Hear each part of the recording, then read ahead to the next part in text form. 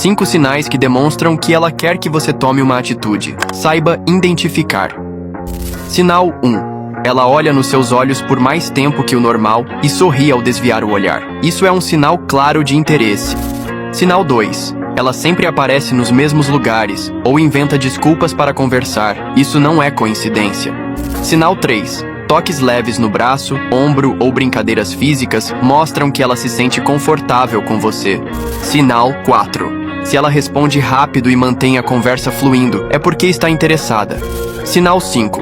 Pequenas provocações ou brincadeiras são formas de criar intimidade e chamar sua atenção.